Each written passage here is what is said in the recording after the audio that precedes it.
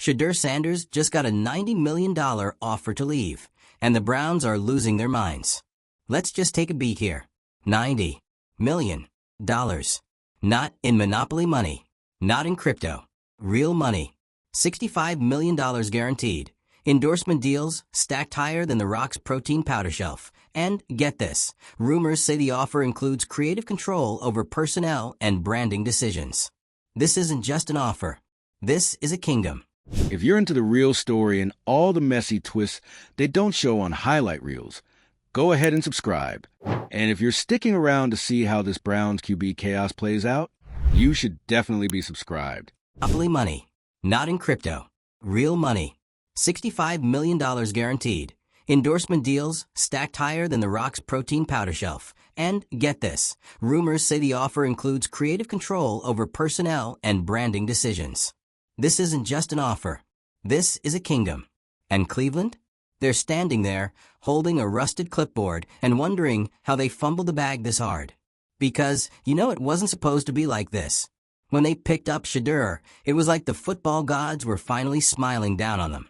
For once, they had a QB who wasn't just talented, but generational. A quarterback with swagger, intelligence, precision, charisma.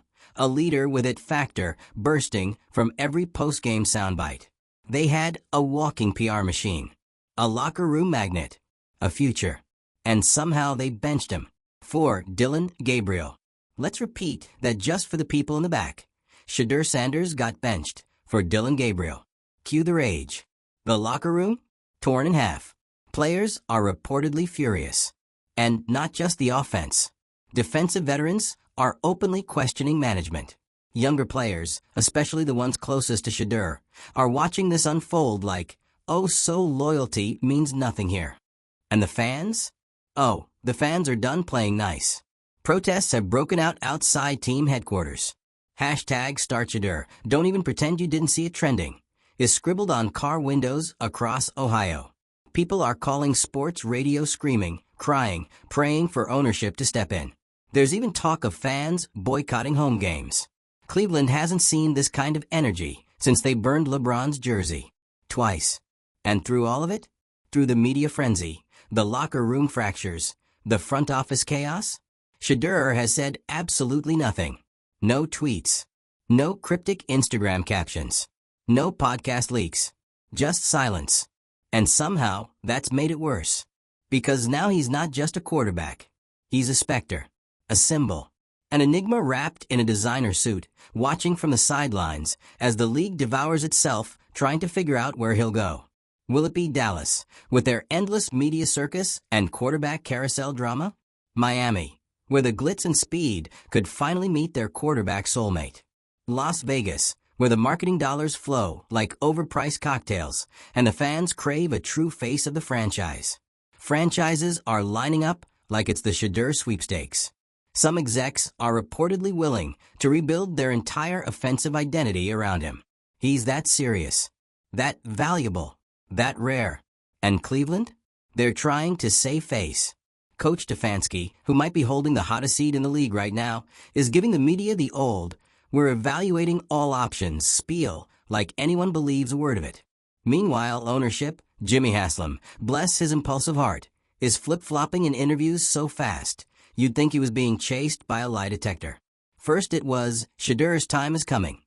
Then it was, we trust the coaches. Then it was, we're committed to winning. Which one is it, Jimmy? Because from where we're sitting, you're committed to chaos. And now, it might be too late. The $90 million offer has changed the game. That's not just money, that's power. That's generational respect. That's a reminder to every quarterback coming up through college right now. You can have leverage. You can walk away from dysfunction. You don't have to be grateful just to be drafted. You can demand better. Because Shedeur Sanders just showed the whole league how it's done. Let's talk about what that offer really represents. Yes, the money is eye-watering. But it's also symbolic. It says, we don't just want you on our roster. We want you as our future. Guaranteed money? Sure. Endorsements? Absolutely. But the real jaw-dropper? The rumors about having a say in the coaching staff, and possibly even a branding partnership, That includes renaming the stadium. Renaming the stadium. That's not a quarterback contract. That's royalty treatment. And it begs the question, what exactly is Cleveland offering in response? A second-string slot? An occasional practice with the first team? Some, maybe next week, empty promises? Because if that's all they've got, then the writing isn't just on the wall. It's written in flames across the Cleveland skyline. And when Shedeur leaves, it won't just be another chapter in Cleveland's history of heartbreak. It'll be the story that defines the franchise for a generation. The one where they had everything. A rising star. The future of football. A shot at finally breaking the curse. And they let it slip away. So now, the whole NFL is holding its breath. Not just to see where Shedeur goes, but to see what happens when a player has this much power. Because this isn't about money anymore. It's about control. It's about a young player saying, if you're going to waste my talent, I'll take it somewhere else. It's about putting the franchise on notice and the entire league on edge. It's about rewriting the rules. Because if Shedeur pulls this off, if he leaves Cleveland on his own terms, with $90 million, a brand new team, and a chance to start on day one, he won't just be a quarterback. He'll be a blueprint. And every player with a big name and a bigger brand will follow that blueprint. College stars will enter the draft knowing they can hold out. Young quarterbacks will demand more than just playing time. They'll demand power. And franchises? They'll have to evolve. Because the era of shut up and play is over. This is the age of quarterback empowerment. And Shedeur Sanders?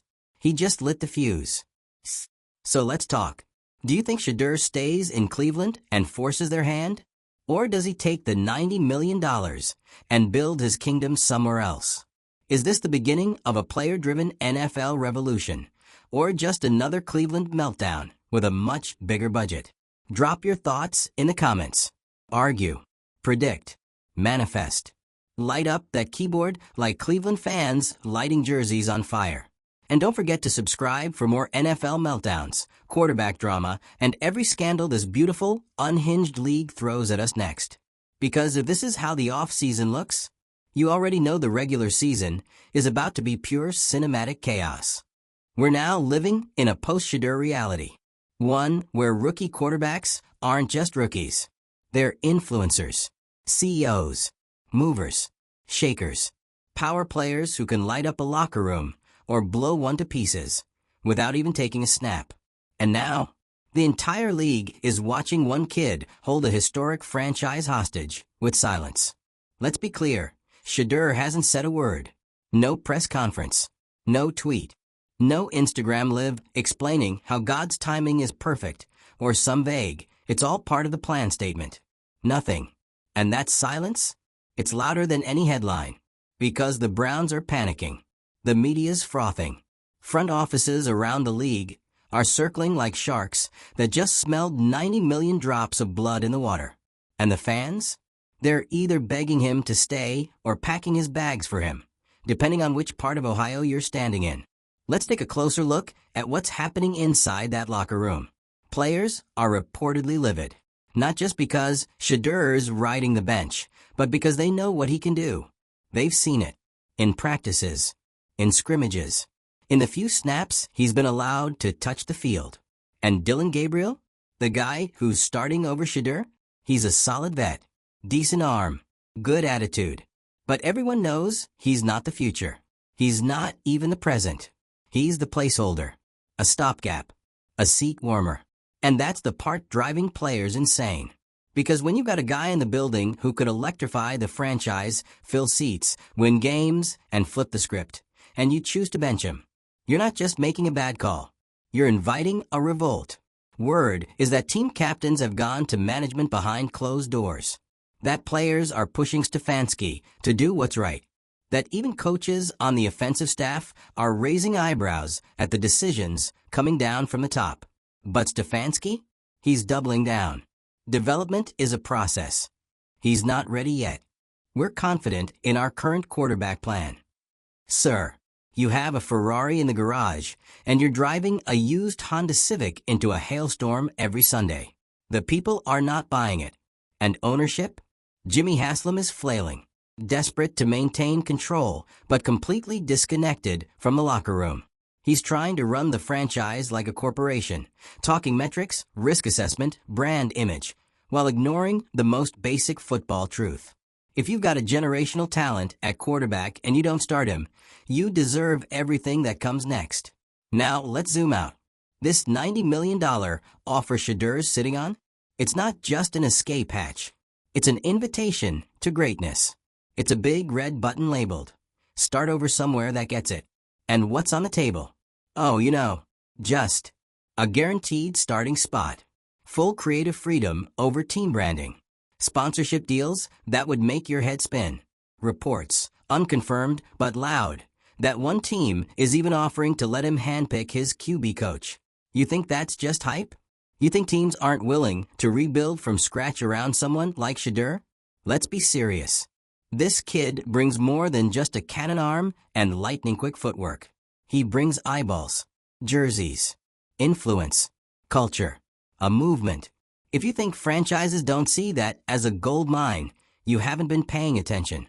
And let's be real, this isn't just about football anymore. This is about legacy. Shedeur Sanders didn't walk into the NFL trying to fit in. He walked in with a plan. You can feel it in the way he moves, the way he speaks, the way he doesn't speak. He's not here to wait his turn. He's not here to be polite.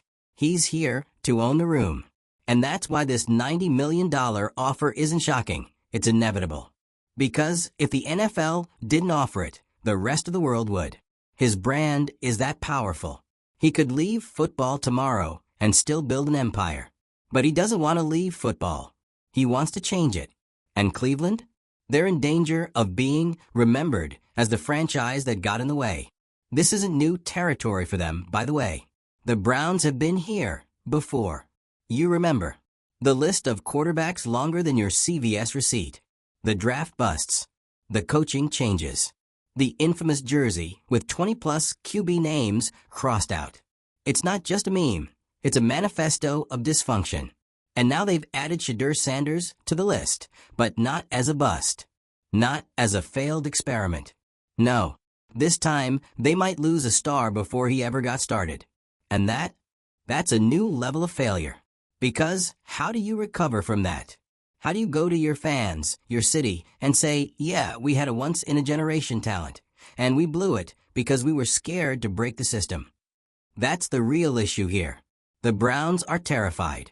They're terrified of changing the playbook, of disrupting the hierarchy, of admitting that a rookie might already be more capable than their guy. And Shedeur? He smells that fear.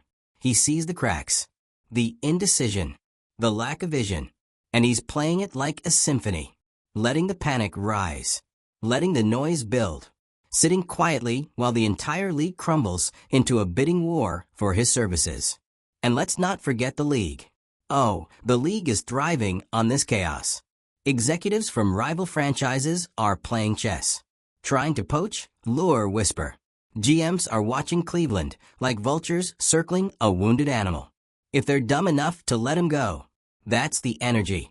That's the mood. And Shedeur's camp? They're loving it. Because for the first time in NFL history, a rookie is holding the cards. Not a Super Bowl champ. Not a 10-year vet. A rookie. This is uncharted territory. This is NFL, the reboot, where quarterbacks don't wait. Where player power isn't a trend, it's the new normal. Where franchises don't just draft talent, they have to deserve it. So what happens next? We wait. We watch. We wonder if Cleveland is going to do the right thing or become the laughingstock of the decade. Because time is running out. That $90 million offer isn't going to sit on the table forever. And the next time Shedeur steps onto a field, it might not be in brown and orange. It might be in navy and silver, or teal and white, or black and gold.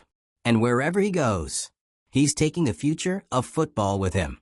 So here we are, the silence before the storm. And when the storm hits, it's not just Cleveland that's going to feel it. It's the entire league. The $90 million offer was just the spark. The real explosion? It's happening right now, in locker rooms, boardrooms, and broadcast booths across the country. Because whether he stays in Cleveland or leaves for a franchise that actually respects its future, Shedeur has already done something bigger than get paid. He exposed the playbook. Not the X's and O's, the real one.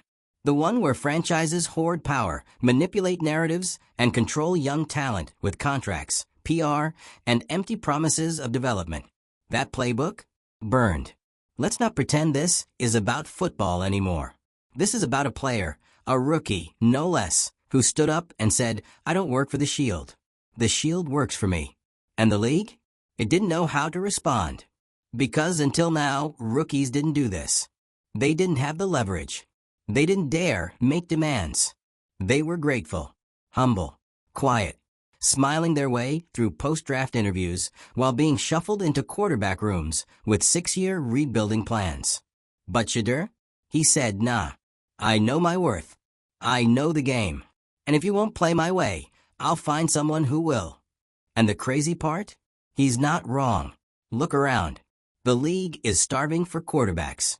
Not just guys who can throw, but guys who can lead. Guys who sell tickets. Guys who understand how to own a moment and command a huddle. And here's Shedeur already doing it, without even touching the field. You don't think franchises would kill for that kind of gravitational pull? Dallas is circling like a reality show casting director. Miami is thinking about what Shedeur could do under palm trees and neon lights. Even San Francisco, yes, San Francisco, has whispered about a potential long play, even with a full QB room. Because Shedeur isn't just another prospect. He's a walking brand with Sunday-level poise. He's the quarterback you can build around, on and off the field. And now, every team that passed on him is re-evaluating everything. Meanwhile, Cleveland is out here treating him like a backup with a little too much attitude. Make it make sense. You know what this is starting to feel like? That moment in every sports movie, you know the one, where the star player is getting iced out by the stubborn old coach, while the crowd and the team are screaming for him to be unleashed. But this isn't a movie. This is real life. And right now, Cleveland is playing the role of every out-of-touch authority figure who thinks respect the system is still a valid strategy in 2025. Spoiler alert, it's not. Because the NFL isn't just football anymore. It's entertainment. It's branding. It's marketability. It's business. And what's bad business? Benching the most exciting rookie in the league. What's even worse business? Letting him walk because your head coach has trust issues and your owner is too scared to admit he's not in control. That $90 million offer? It's the biggest "are you serious right now" in NFL history. It's other teams looking at Cleveland and saying, "If you don't want him, we do. And we'll pay for it." And the fact that Cleveland still hasn't made a move? Still hasn't started him? Still hasn't given him the keys? That's not just incompetence. That's self-sabotage.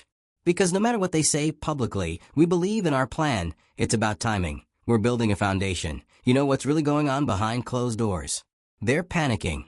They're terrified of starting Shedeur and watching him thrive after making him sit. Terrified of the media saying "told you so." Terrified of the fans demanding firings. Terrified that if they give him the ball now, he'll make them all look like fools for not doing it sooner. And guess what? They're right. Because Shedeur would make them look foolish. And not on purpose, just by doing what he was born to do. Win. It's what he's been doing his whole life. From Texas high school ball to the HBCU spotlight to the Power 5 circus in Colorado. He's never just played the game. He's controlled it. He doesn't play despite the spotlight. He plays because of it. And right now, that spotlight is blinding. Because this isn't just a quarterback controversy. It's a referendum on the future of football. Are we still pretending talent has to wait its turn? That leadership is something you earn by holding a clipboard for 3 seasons? That legacy has to be inherited, not created? Or are we finally ready to admit that sometimes a 22-year-old can walk into the building and be the moment? Because that's what Shedeur is. The moment. And the longer Cleveland delays, the more this moment slips away from them. They're sitting on the edge of a football revolution and acting like it's just another week in the playbook. It's not. It's a once-in-a-generation inflection point where everything everything could change. Where players are no longer just pieces in the system, but owners of their stories. Where rookies walk in with leverage and leave with dynasties. Where silence isn't passive, it's strategic. And Shedeur? He's orchestrating this whole thing like a maestro.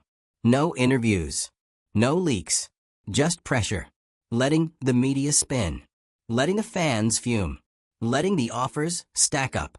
Until Cleveland either does the unthinkable and lets him go, or finally wakes up and realizes, this is your guy. This is your franchise. This is your future. And every second you waste trying to play it safe is one step closer to losing everything. So what's next? Does Shedeur walk into the front office tomorrow and say, I'm out? Does he issue a Players Tribune essay that breaks the internet? Does he get traded, sign a monster deal, and make Cleveland the punchline of a generation? Or does anyone, inside the Browns finally stand up and say, play the kid? We don't know.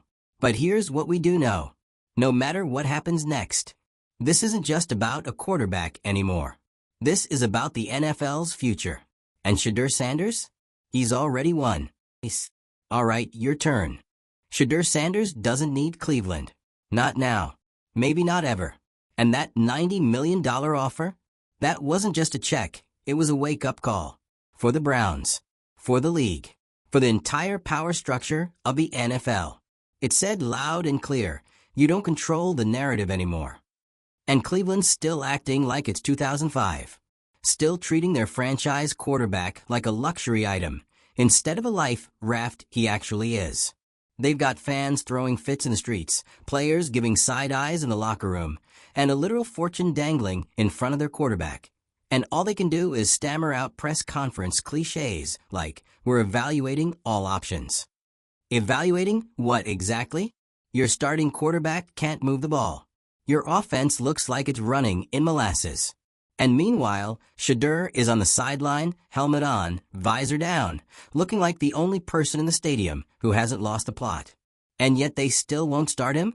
At this point, it's not about readiness. It's not about system fit.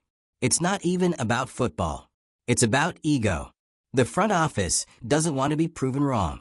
They don't want to admit they mishandled this. They don't want to hand the keys over to a 22-year-old who just so happens to have more media pull, fan support, and raw talent than half the building combined. But guess what? That ego? It's going to cost them. Because Shedeur doesn't have to beg. He doesn't have to make noise. He doesn't have to post cryptic tweets or go on podcasts or leak drama to ESPN insiders. He already won. He has the leverage. He has the offers. And most importantly, he has time. Cleveland, on the other hand, is on the clock.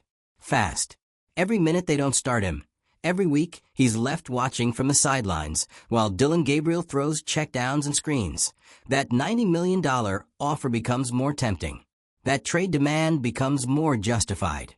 That media circus becomes harder to ignore. And the NFL? They're licking their chops, waiting for the fallout. Because one team's misstep is another's miracle. And the second Shedeur is free, he's gone. And he's taking the future of football with him. So keep watching. Keep refreshing. Because the next chapter in this saga, it's not just about Shedeur. It's about what happens when a player becomes bigger than the franchise. Drop your thoughts in the comments. Would you stay if you were Shedeur? Or would you take the bag, the respect, and the future somewhere else? And don't forget to subscribe. Because if you think this is the end of the Shedeur saga, you clearly haven't read the final play yet.